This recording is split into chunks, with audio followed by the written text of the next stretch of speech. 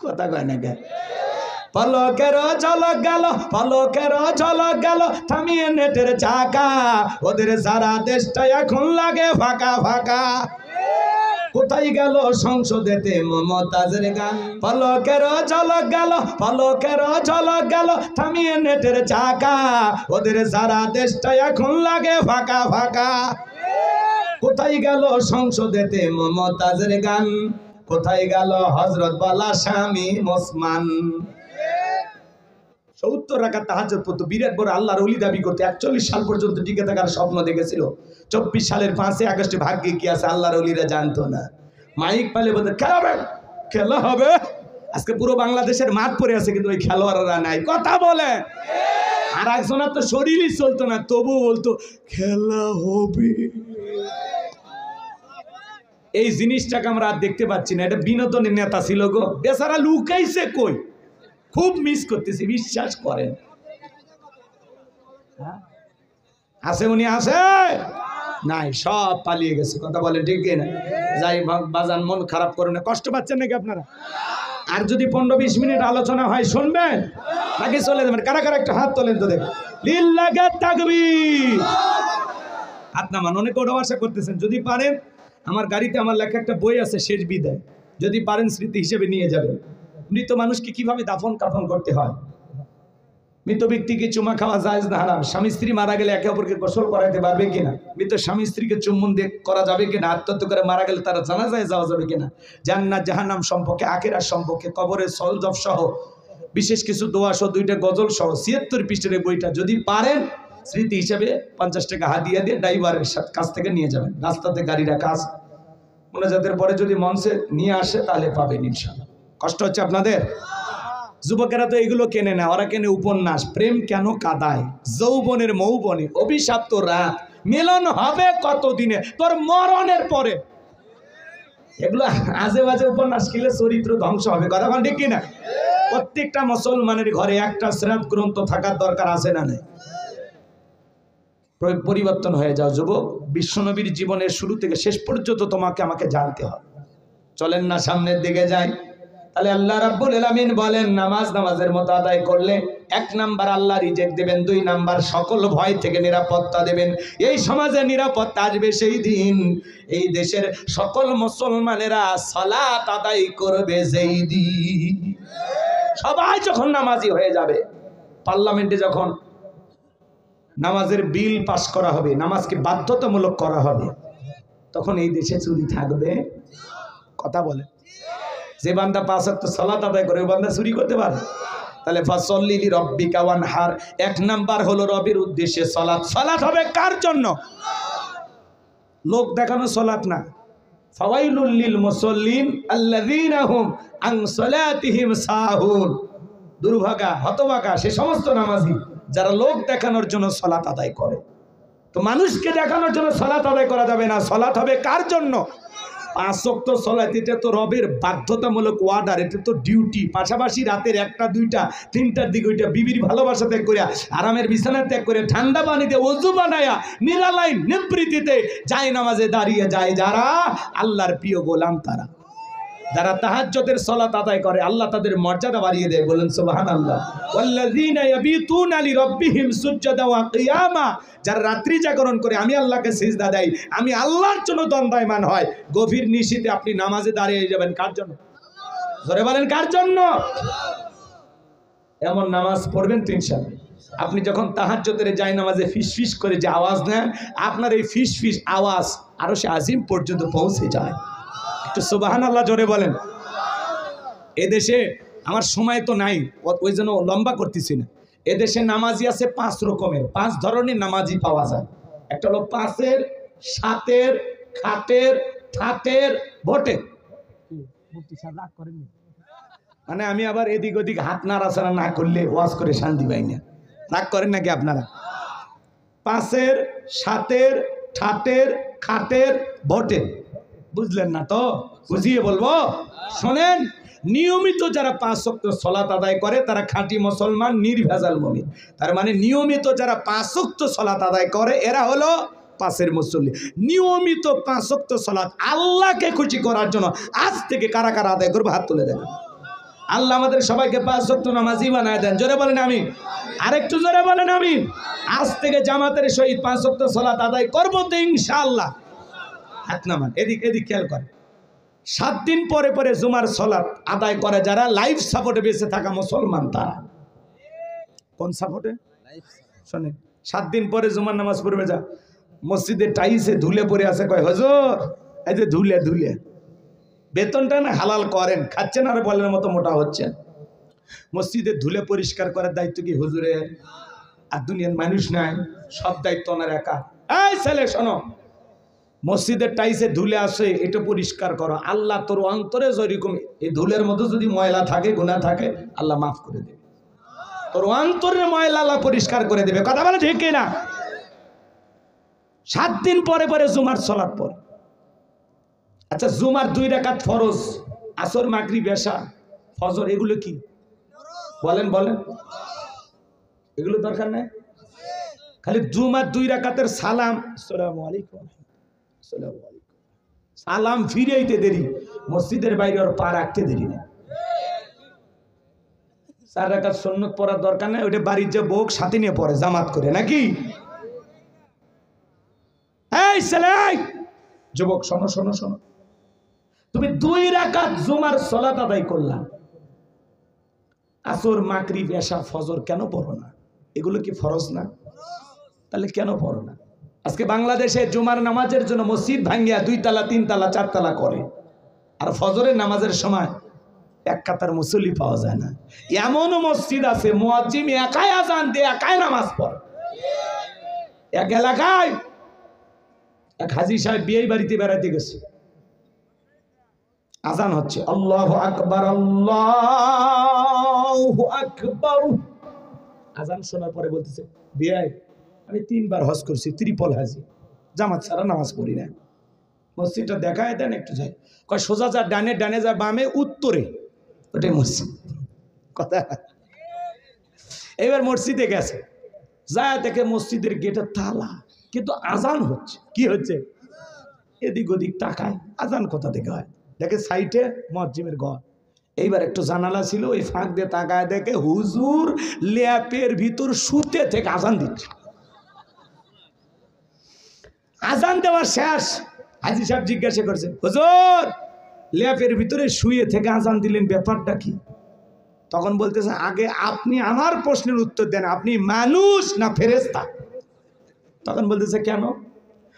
কয়েক বছর ধরে এই জায়গায় ইমামতি করি, ফজরের নামাজের সময় একজন মুসল্লিও আসে না, এই জন্য আপনার কাছে শুনতে চাইছি যে আপনি মানুষ না ফেরেশতা? তখন বলতেছে, ভাই আমি হাজী মানুষ, এলাকায় বিয়েই বাড়ি বেড়াইতে আসছি, আমি একজন মানুষ। তাহলে চিন্তা করেন, মুসল্লি যদি মসজিদে না যায়, হুজুরেরাও আলসে হয়ে যায়। হ্যাঁ, কথা কয় না? রাগ করতেছেন নাকি আপনারা?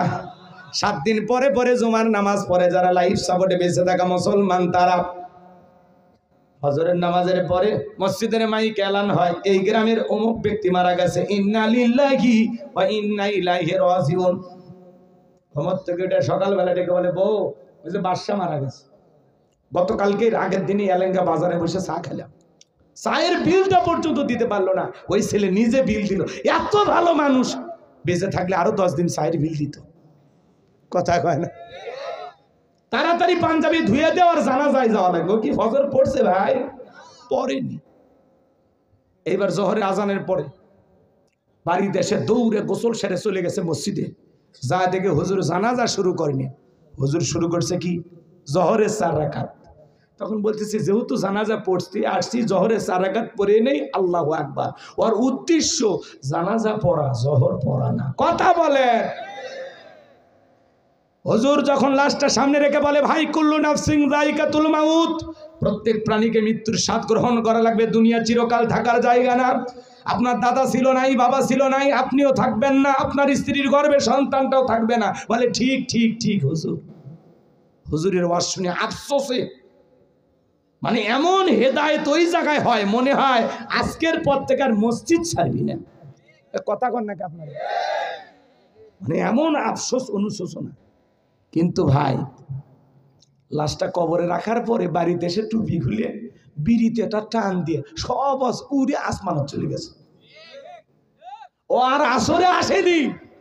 কথা কন হুজুর এতই বুঝালো ভাই, আজকে এই ব্যক্তির জানাজা, কালকে আপনার, পরশু আমার, প্রত্যেকটা মৃত্যু থেকে আপনাকে আমাকে শিক্ষা গ্রহণ করা যায়। হঠাৎ করে চলে যেতে হবে, দুনিয়া থাকার জায়গা না। কথা কয় নাকি? তো গান গজল শোনেন না, কয় আমার মরণ আসিবে কখন কেউ তো জানে না।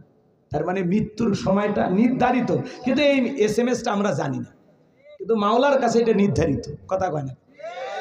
বাজেট করা আছে, তো ওই দিকে যাবো না, কষ্ট হয় নাকি? এটা ইমামকে বুঝাইতে গিয়ে আপনাদের এই কথাটা বললাম। তাহলে মানুষ মারা গেলে জানাজার নামাজ পড়ে যারা, খাটের মুসল্লি তারা, এরা খালি জানাজা পড়ে কিন্তু বাকি নামাজ পড়ে না। কথা কন? একজন গল্প করে, ভাই মৃত্যুর ভয় আমার এত গলে যায়, মৃত্যুর ভয়ে আমি মসজিদে যাই না। কে? কত মসজিদের ঢুকতে খাটিয়া, এই লাশ বাহনে খাটিয়াটা দেখে মৃত্যুর এত ভয় লাগে ভাই, আমি এই ভয়ে মসজিদে যাই। তাহলে বলেন তো এটা কি প্রকৃত মৃত্যুর ভয়? এটা প্রকৃত মৃত্যুর ভয় না। তাহলে ভালো করে বোঝেন, দুই ঈদের নামাজ পড়ে যারা, ঠাটের মুসল্লি তারা, রোজা নাই, তারাবি নাই, কিন্তু নতুন পোশাক টাঙ্গাই নিউ মার্কেট থেকে কিনছে, কিনে মানে স্ত্রী বলতেছে, সোনা দেখো তো পাঞ্জাবিটা পরে আমার কেমন লাগতেছে। কয় তুমি আমার গরিবের সাকিব খান, খুব সুন্দর লাগতেছে, চমৎকার দেখাচ্ছে। কথা কয় নাকি? নতুন পাঞ্জাবি লাগাইয়া মাঠে ঈদের নামাজ পড়িয়া হুজুরে বলতেছে, হুজুর আসেন কোলাকুলি করে। মাঝে মাঝে এমন লোক কোলাকুলি করতে আসে ভাই, কি বলবো, বিশাল বড় ভরি, কমপক্ষে 26 মাস। কথা কয় না? ইয়া বড় একটা ভরি নিয়ে মানুষ কোলাকুলি করতে আসছে আমার সাথে একবার। আমি এতই চেষ্টা করি বুকে নেব, কিসের বুক, মাঝখানে যে ব্যারিকেড বেজে গেছে ভাই, কিসের কোলাকুলি হচ্ছে, খালি পেটা পেটি। কথা কন ডেকে কোলাকুলি করতে গিয়ে বলে, হুজুর আপনারাই সব, আপনারাই সব। হুজুর এখন কানে কানে বলে, ভাই রোজা কয়টা, 29টা না 30টা? কয় হুজুর ব্যবসায়িক চাপে একটা রোজাও রাখিনি, তারাবি পড়িনি, কিন্তু ইফতার খাওয়া মিস করিনি। আমি খাসি হিন্দুদেরকে ডেকে ইফতারি খেলেছি হুজুর, আমার মনে এত বড়। এ কথা কয় না কেন? এরকম মুসলমান না? তাহলে দুই ঈদের নতুন পোশাক, নতুন পাঞ্জাবি, টুপি লাগাইয়া হাজির হয় যারা, ঠাটের মুসল্লি তারা। কথা কন? আর নির্বাচনের আগে মাথায় টুপি, মুখে দাড়ি, গায়ে লম্বা পাঞ্জাবি নিয়ে হাজির হয় যারা, ভোটের নামাজি তারা। আজান হওয়ার সময় মাইক বন্ধ, ভাইরা আমার আমি মুসলিম নেতা। কথা কন? এক এক নেতা দেখবেন নির্বাচনের আগে এখন সেই প্রতিশ্রুতি দিবে, 152টা তালিকা, পরে একটাও করবি না, একটাও না, একটাও না। ওই যে ওনারা বলেছিল ঘরে ঘরে চাকরি, ঘরে ঘরে চাকরি দেখ আর না দেখ, ঘরে ঘরে হয় লাশ আর না হয় ঘরে ঘরে মিথ্যা মামলা পৌঁছে দিচ্ছে। কথা কর না? ঠিক আছে না নাই? ওনারা কথা রাখছে, ঘরে ঘরে কিছু একটা দিছে। তো অনেক নেতা দেখবেন, ভাইয়ের আমার আগামীতে যদি এই টাঙ্গাইলের নেতা হিসাবে আমাকে নির্বাচিত করেন, আমি ঘরে ঘরে গ্যাস দেব, বিদ্যুৎ দেব, উন্নয়নের জোয়ারে ভাসিয়ে যমুনার নদীতে ডুবিয়ে মারবো ইনশাআল্লাহ। সরি ভুল হয়ে গেছে। কথা বোঝেননি? ব্রিজে ঢুকানোর কথা রথ, ঢুকে দেয় বাঁশ, ব্রিজ উদ্বোধন করার ডুকুর চলে যায়। নেতা আছে না নাই? আর তাদের পিছনে 1.5 টাকার বিড়ি আর 3 টাকার চা খায়, কি স্লোগান, বল্টু ভাইয়ের চরিত্র ফুলের মতো পবিত্র, নামাজ পড়া 1 ওয়াক্ত, গাঁজা খাই 5 ওয়াক্ত, কুমসুরিতে পাকা ভক্ত, শয়তানের 1 নাম্বার ভক্ত, হুজুরদের জন্য খুবই শক্ত, চুজে খাই গরিবের ভক্ত।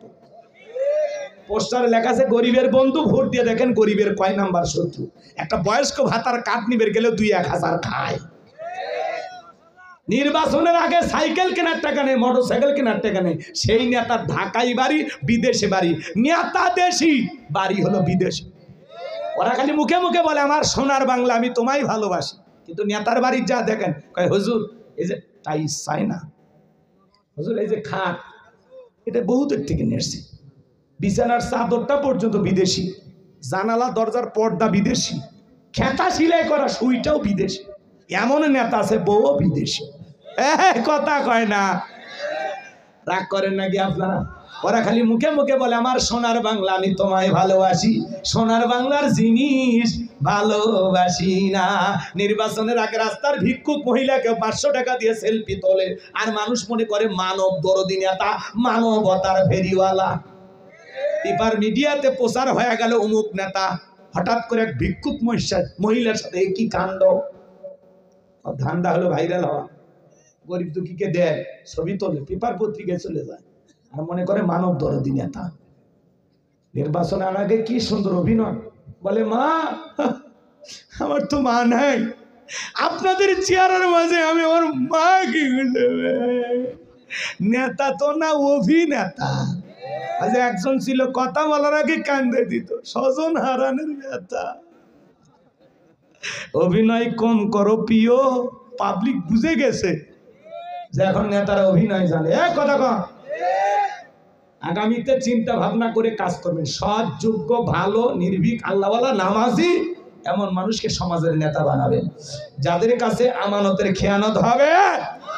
কি কথা ক্লিয়ার না ভেজাল আছে? বিল্লাহি তাকবীর, ফাসল্লি লিরাব্বিকা ওয়ানহার, রবের উদ্দেশ্যে সালাত আদায় করা লাগবে। লোক দেখানো নামাজ পড়লে হবে না, নেতা খালি নির্বাচনের আগে নামাজ পড়লে হবে না। নির্বাচনের আগে যে কায়দায় মার্কা থাকে, যে কয়দিন এলাকায় আনাগোনা করে, বাকি 5 বছর যদি এইভাবে এলাকায় আসা যাওয়া করতো, নেতার ভোট চাওয়া লাগতো না। কিন্তু নির্বাচনের সময় গলি গলি ঘরে পাস করার পরে এখন নেতার সাথে যাই যায় তাই চেপে ধরে, ভিক্ষুক হোক, ফকির হোক, মিসকিন হোক, কোনো সমস্যা নেই। কিন্তু যখন নির্বাচিত হয় কোটটাই পরে ঘুরবি, তখন যদি খালি যান টাচ করবে, খালি দেখেন এই ছোট লোক, তুমি জানো এটা গুলশান থেকে কেনা, উত্তরা থেকে কেনা, বসুন্ধরা মার্কেট থেকে কেনা, এই ছোট লোক আমাকে টাচ করলি কেন? আর এখন ওই ছোট লোকের সাথেই মিল দিয়েছে, কিন্তু পাস করার পরে পাল্টি দেয়, জনগণ কার চিনি না। এখন না দাওয়াত না দিলেও নেতা এসে বসে থাকবে, কিন্তু নির্বাচিত হওয়ার পরে দাওয়াত দেও খোঁজা পানে কে, কই সিঙ্গাপুরে আছে, লন্ডনে আছে, আফ্রিকার জঙ্গলত গেছে, কথা কয় নাকি? এক এক দেশ ঘুরতে ঘুরতে নেতার 5 বছর দেশ বিদেশ ঘুরতেই শেষ, মানে আপনার এলাকাতে আসার সুযোগই পাই। ওই জন্য নির্বাচনের আগে এসে আরেকবার অভিনয় করে, ভাইয়েরা আমাকে ভোট দিয়েছেন কিন্তু আমি আসতে পারিনি, আমি 4 বছর ডায়াবেটিস হাসপাতালে ভর্তি ছিলাম। এই অভিনয় টভিনয় করে আরেকবার কইতে কইতে ওরা যে কতবার নিল আর গেল, কিন্তু ওরা কাজ করলো না। কথা কয়, বিরক্ত হলে হতে পারেন। যুবকেরা এমন এক মাহফিল দিচ্ছে, টেকাই তোলা লাগবে না, ওই জন্য খালি দিয়ে যাচ্ছি, যেহেতু আমরা টাকা নেব না, তাই না? ভাতিজা রাগ করতেছো তোমরা? এগুলো ওয়াজ না, এগুলো ওয়াশ। সামনেতে বুঝে শুনে পা ফেলা লাগবে। টেন্ডারবাজি, চাঁদাবাজি এই দেশে চলতে দেওয়া হবে না। যারা সমাজে দুর্নীতি করবে, এদেরকে সমাজের নেতা বানাইলে ওই দুর্নীতির গুনাহের দায় আপনাকেও নিতে হবে।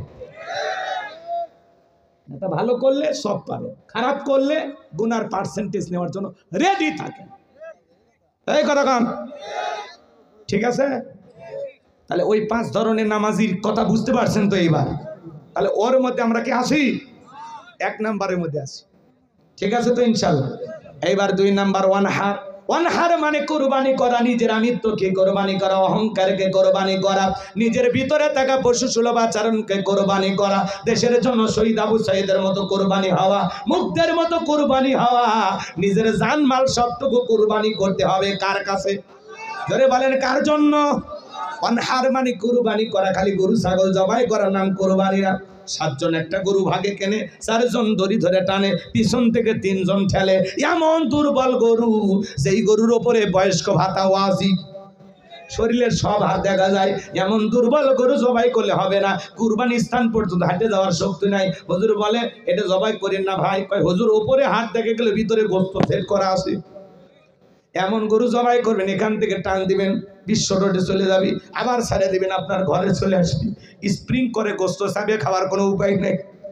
এই জন্য বাজান এইরকম গাভী জবাই করলে হবে না। আল্লাহ বলেন তাসরুন নাদিরিন, চমৎকার একটা গাভী জবাই করতে হবে, হুষ্টপুষ্ট, দেখতে সুন্দর। কথা বলেন ঠিক কিনা? কুরবানির ওয়াজ আপনাদের মসজিদের ইমাম করবে, আমি করব না। শুধুমাত্র 3টা জিনিস আপনাদেরকে বলে যায়, যারা কুরবানি দেবেন 1 নাম্বার নিয়ত সহি, কুরবানি আল্লাহর জন্য। ইন্নামাল আমালু বিন্নিয়াত, প্রত্যেকটা কাজ নিয়তের উপরেই নির্ভরশীল। অনেকে বলে ছেলে মেয়ের জন্যই কুরবানি দেওয়া লাগবে হুজুর, না হলে মানুষের বস্তুর দিকে তাকায় থাকবে। এই লজ্জা, আমি আমার বাচ্চাদের কষ্ট সহ্য হয় না। অতএব কিস্তি তুলে হলেও আমি দেবই। কিস্তি তুলে টাকা দিলে কুরবানি অবশ্যই মুফতি সাহেব হবে না? হবে না। কথা কন, হুজুর ফতোয়া দিয়েছে হবে না। শোনেন শোনেন শোনেন, আপনি কুরবানি দেবেন আল্লাহর জন্য। জবাই করার পরে ছেলে মেয়ে খাবে, আত্মীয় স্বজন খাবে, গরিব দুঃখী সবাইকে দিয়েই তো খাবে। কুরবানি করা মানে কি? ত্যাগ করা, উৎসর্গ করা, স্যাক্রিফাইস করা, বিলিয়ে দেয়া, বন্টন করা। ভোগের নাম কুরবানি নয়, ত্যাগের নাম হলো কুরবানি। অন্যের মুখে হাসি ফুটানোর নাম হলো কুরবানি। কথা বলেন ঠিক কিনা? 2 নাম্বার, সুদের টাকা, ঘুষের টাকা, হারাম টাকা দিয়ে কুরবানি দিলে হবে না। আল্লাহ পবিত্র, তিনি পবিত্র বস্তুকে ভালোবাসেন। হালাল উপার্জনের টাকা দিয়ে কুরবানি দিতে হবে। 3 নাম্বার, ফাসল্লি লিরাব্বিকা ওয়ানহার, সালাত আদায় করো রবের জন্য, কুরবানিও করো রবের জন্য। আগে নামাজ পড়ো, তারপরে কুরবানি করো। এই 3টা যদি আপনাদের ভিতরে থাকে, সহি নিয়ত, টাকা হালাল, নামাজি হয়ে কুরবানি দিচ্ছেন। আপনি যদি 20,000 টাকার একটা ছাগলও দেন, 10,000 টাকার একটা ভেড়াও দেন, ওই ছাগল ভেড়া রক্ত জমিনে পড়ার আগে আরশের মালিক আল্লাহর কাছে কবুল হয়ে যাবে। বলুন সুবহানাল্লাহ। আল্লাহ বলেন ওয়ালাকি ইয়ানালুহু তাকওয়া মিনকুম। আল্লাহ বলে কয় লাখ টাকার গরু দিলে ওইটা দেখি না, আমি দেখি তোর অন্তর, তোর অন্তরের তাকওয়া দেখি। আপনার আমার অন্তরে যেটা আছে আল্লাহ সেটাকেই কবুল করবেন। কথা বলে ঠিক কি না? আর আপনি কুরবানি দিয়ে ডিজিটাল মিটারে মাপেন, কেজি প্রতি কত বললো হিসাব করেন। ওরে কষাই,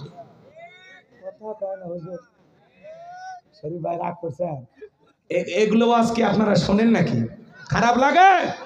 কুরবানি আল্লাহর জন্য 1000 টাকা কেজি পড়লো না 600 টাকা পড়লো, খবরদার ভাগ দিয়ে দেখবেন, মনে জান থাকে, আল্লাহ কবুল করেন। জোরে বলেন আমিন। 3 নাম্বার আয়াত, আমার আল্লাহ বলেন ইন্না শানিয়াকা হুয়াল আবতার। আল্লাহু আকবার। আমার আল্লাহ ডেকে বলে নবী গো, যারা আপনাকে লেস কাটারির বংশ বলে, আপনি মন খারাপ করবেন না। ওই আবুল হাবুদ বাদশাহী বাবাদের বংশে বাতি জ্বালানোর কেউ থাকবে না। নবী গো, আপনার ছেলে সন্তানগুলোকে আমি আল্লাহ পাক শিশুকালে নিয়েছি, এই জন্য মনের মধ্যে কষ্ট নেবেন না। এই পৃথিবীর জমিনে আপনাকে মহাব্বত করা, আপনাকে ভালোবাসার কোটি কোটি রুহানি সন্তান আমি আল্লাহ পাঠাবো, যারা আপনার জন্য জীবন দিতে প্রস্তুত থাকবে। বলুন আল্লাহু আকবার। নবীজির অপমানে যদি না কাঁদে তোমার মন, মুসলিম নয় তুমি মুনাফিক, নবীজির দুশমন। পুরো পৃথিবীতে 700 কোটির উপরে মানুষ, এর মধ্যে 200 কোটিরও বেশি মুসলমান। আমরা হলাম সবাই নবীজির রুহানি সন্তান। আল্লাহু আকবার বলেন। ফ্রান্সের জালেমেরা নবীজির কার্টুন প্রদর্শন করে, নাকটা ব্যাকা করে দিয়া মুখে কয়েকটা দাড়ি লাগা, বলে ইনি মুহাম্মদ। জোরে কর নাউজুবিল্লাহ। মুহাম্মদ মানে প্রশংসিত। আপনার আমার নবীর কার্টুন প্রদর্শন করে যে সমস্ত জালেমেরা, বলেন তো বাজান, আমার নবী কি দেখতে কার্টুনের মতো? এই পৃথিবীর কোন মানুষের কাছে নবীর ছবি কি আছে? এই পৃথিবীর সবচাইতে সুন্দর মানুষটির নাম মুহাম্মদ রাসূলুল্লাহ সাল্লাল্লাহু আলাইহি ওয়াসাল্লাম। যে নবীর চরিত্রের সার্টিফিকেট আল্লাহ দিয়ে বলেন ওয়া ইন্নাকা লাআলা খুলুকিন আযীম। নবী গো, আপনি হলেন পুত পবিত্র মহান চরিত্রের অধিকারী। আযীম আরবিতে এমন একটি শব্দ যার গভীরতা মাপা যাবে না। আটলান্টিক মহাসমুদ্রের কিনারায় দাঁড়িয়ে কেউ যদি চামচ দিয়ে ছেঁচা শুরু করে, বলেন তো বাজান কি বলবে? লোকটা পাগল। আটলান্টিক মহাসমুদ্রের পানি হয়তোবা চামচ দিয়ে কোনো না কোনো দিন হয়তোবা চামচ দিয়ে শুকানো সম্ভব হলে হতেও পারে, কিন্তু নবীজির চরিত্র নিয়ে আলোচনা করে শেষ করা যাবে না। এর কোনো কুল কিনারা নাই। বলুন সুবহানাল্লাহ। যে নবী 63 বছরের জিন্দেগিতে একটি মিথ্যা কথা বলেননি, এমন বিশ্ব রেকর্ড পৃথিবীর আর কোন নেতার আছে? জীবনে কখনো তুমি মিথ্যে বলনি, তাই তো তোমায় পেতে কাঁদে এই ধরণী। জীবনে কখনো তুমি মিথ্যে বলনি, তাই তো তোমায় পেতে কাঁদে এই ধরনী। জোরে বলেন মারহাবা। সেই নবীকে আদর্শ নেতা মানতে রাজি আছেন তো ইনশাআল্লাহ? 63 বছরের জিন্দেগিতে একটি মিথ্যা কথা বলেননি মুহাম্মদ রাসূলুল্লাহ সাল্লাল্লাহু আলাইহি ওয়াসাল্লাম। আল্লাহু আকবার। কেমন মহামানব ছিলেন, কি সুপার কোয়ালিটির মহামানব ছিলেন, কেমন মানুষ ছিলেন। সেই নবীকে ওলীদ বিন মুগীরা গালি দিয়ে বলতো, অকাত্য ভাষায় বিশ্ব নবীকে গালি দিত। আল্লাহ আয়াত নাজিল করে বলেন, উতুল্লিম বাদা যালিকা জানিম।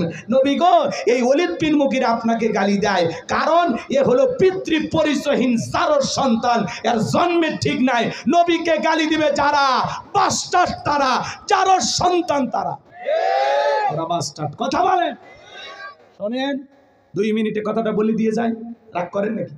ছেলেটা বৈধ না বৈধ জানে কে? ফ্যাক্টরি মালিক, তার মানে মা। ওলীদ বিন মুগীরা বলতেছে, নবী এত বড় কথা, আমার জন্মের ঠিক নাই, আপনি থাকেন, আমি আমার মায়ের কাছে যাই। তার মায়ের নাম ছিল ঝরনা। যা বলে, মা করবি না কোনো তাল বাহানা, নবী আমাকে বলেছেন উতুল্লিম বাদা যালিকা জানিম, আমি নাকি পিতৃ পরিচয়হীন যারা সন্তান, আমার নাকি জন্মের ঠিক নাই। ওলীদ বিন মুগীরার মা বয়স হয়ে গেছে, ডেকে বলে, বাবা আমারও বয়স হয়ে গেছে, মিথ্যা আমি বলবো না, এক পা কবরে চলে গেছে। আর মনে মনে ভাবতেছে, এত গোপন তথ্য নবী জানলো কেমনে? নবী তো জানতেন না, নবীকে জানিয়ে দিয়েছেন তিনি কে। ওলীদ বিন মুগীরার মা বলতেছে, বাবা ব্যবসা বাণিজ্যের কাছে তোর বাবা এতটাই ব্যস্ত থাকে, তোর বাবা ব্যবসা চেনে, টাকা চেনে, কিন্তু তোর মায়ের মন বোঝে না, সে যে কেন আসে না, কিছু ভালো লাগে না, এবার আসুক, তারে আমি মজা দেখাবো। ভাইরা যখন বিদেশে থাকে, দেবররা ভাবির দরজায় স্লোগান দেয়, ভাবি ভাইয়া তোমার বর, আমি যে দেবর, ভেবে দেখো ভাবি কার কত দাবি, ভাই গেছে মারলো সে, আমরা তো দেশে আসি। কথা বলে ডিজিটাল ভাবি এই কথাগুলো শুনে খুব খুশি হয়। এমনও দুষ্ট দেবর আছে, মাঝে মাঝে ভাবির ঘরে ঢুকে বলে, ভাবি আপনার চেহারার দিকে তাকাইলে মনে হয় না যে আপনার বিয়ে হয়েছে, আপনি যে 2 বাচ্চার মা, বোঝাই যায় না। কথা কয় না? ভাবি ও ডিজিটাল ভাবি কথাগুলোকে এনজয় করে। ভাবি যদি নেককার হইতো, দিনদার হইতো, আল্লাহওয়ালা হইতো, আল্লাহর ভয় যদি ভাবির অন্তরে থাকতো, ভাবি ডেকে বলতো, কুল্লিল মুমিনিনা গুদ্দুনা মিন আবসারিহিম। হে দেবর, আল্লাহ বলেছেন মুমিন পুরুষের দৃষ্টি থাকবে নিচের দিকে, আমাকে দেখার অধিকার তোর ভাইয়ের আছে, তোর জন্য আমাকে দেখা জায়েজ নাই, ঘর থেকে বের হয়ে যা। মা বোন যারা আবার শুনতেছেন, মা 2টা পুরুষ হতে 2 কিলোমিটার দূরে থাকবেন। একটা দেবর আর একটা দুলা ভাই, এরা হলো মৃত্যুতুল্য বিষাক্ত সাপের চাইতেও ভয়ঙ্কর। এই সমাজ শেষ হয়ে গেছে। এই 2টা পুরুষের দ্বারা মা বোনেরা অনেক নির্যাতনের শিকার হয়, কিন্তু কাউরে প্রকাশ করতে পারে না। মাঝে মাঝে দেখেন না, দেবরকে নিয়ে ভাবি উধাও, দুলা ভাইয়ের সাথে শালি ভাইকে গেছে, নেটওয়ার্ক খুঁজে পাওয়া যাচ্ছে না, আছে না নাই? এই সমাজকে সবচাইতে বড় গ্রাস করছে এই মোবাইল। এই মোবাইলের ওজন কম, কিন্তু মোবাইলের মাধ্যমে পাপের ওজনটা অনেক বেশি। হাতে হাতে মোবাইল, হাতে হাতে গুনাহ। কথা বলে, রাতের আধারে দরজা লাগাইয়া একা একা কম্বলের ভিতরে, ল্যাপের ভিতরে মা যখন নক করে দরজা, রুবেলাই ভিতরে এখন আলো চলে, বাংলাদেশের স্বাধীনতার যুদ্ধ পদ্মা সেতু করতে পড়ার ভান করে। যখন মা চলে যায়, আবারও মোবাইল, অনলাইনে ফ্রি ফায়ার, পাবজি, সাসাজি, অনলাইনে জুয়া, এ সমাজকে ধ্বংস করে দিচ্ছে। ইয়াবা আসক্ত। কথা বলে না কেন? আপনাদের এলাকার ছেলেরা ভালো, এরা ইয়াবা খায় না, এরা শরবত খায়। এলাকায় নেশা করে, অভাব নাই। একটা সন্তান যদি নেশা করে, ওর পরিবারকে ধ্বংস করে দেয়। কথা বলেন, নেশা দ্রব্য করো না বাবা, শরাব পান করো না, মদে আবার ফেন্সিডিল, গাঁজা, মদ এগুলো খাইও না, এগুলো মাতলামি করো না। আল্লাহ যেন যুব সমাজকে হেদায়েত দান করে। যেই মুখে মা, সেই মুখে মাদক তোলা যাবে না, মাদককে না বলুন। আল্লাহ যেন যুব সমাজকে হেদায়েত দান করেন। জোরে বলেন আমি। শোনেন, শেষ কথাগুলো বলে দিয়েছে, খারাপ লাগে? দোয়ার দিকে গেলে ভালো হয়। ওর মেলা রাত হয়েছে, আমি তো মনে করি কেবল 12টা বাজতেছে। 12টা পার হয়ে গেছে। তাকবীর দা লিল্লাহ তাকবীর। তাহলে যুব সমাজকে কি নষ্ট করছে? মোবাইল। কি নষ্ট করছে? আমি কি বলবো? রাগ করবেন না। দেশে মোবাইল আইছে, চিঠি বন্ধ হইয়াছে, দিওয়ানা বানাইছে, ভোলা মাইয়ার মনের কথা ভাসে বাতাসে। ও দেখো ভোলা পানের মন বাদা ফেসবুকে এখন, ও দেখো ভোলা পানের মন বাদা ফেসবুকে এখন, মোবাইলে চ্যাটিং কইরা কাটায় সারাক্ষণ। এই মোবাইল পাইয়া দেখো মদনের মাইয়া, এই মোবাইল পাইয়া দেখো মদনের মাইয়া কি কাণ্ড ঘটাইছে, স্বামী সংসার রাইখা নাকি পালাইয়া গেছে, সে যে স্বামী সংসার রাইখা নাকি পালাইয়া গেছে। 2 বাচ্চার মা, 4 বাচ্চার মা পরকীয়া প্রেম করে আরেকটা ছেলের হাত ধরে পালিয়ে যায়। যে নারী স্বামী রেখে সন্তান রেখে আরেকটা ছেলের হাত ধরে পালিয়ে যায়, ওটা হলো নারী জাতির কলঙ্ক, ওটা পাশানি ডাইনি, বিশ্বাসঘাতক নারী। কেমনে পারলা বোন? ও মা, তুমি কেমনে পারলা তোমার স্বামী রাইকে আর সন্তান রাইকে আরেকটা ছেলের হাত ধরতে? কেমনে পারলা? আমার স্বামী খারাপ। এই মহিলা, তোমার স্বামী কি ফিরাউনের চাইতে খারাপ? কয়টা স্বামীর সংসার করেছ? বিয়ের আগে সবাই মিষ্টি মিষ্টি কথা বলে, বিয়ের পরে টের পাবে 3 মাসে আসল রূপ বের হয়ে আসবে। ধৈর্য নিয়ে সংসার করতে হয়। বেশি জেদ রাগ নারীকে ধ্বংস করে দেয়।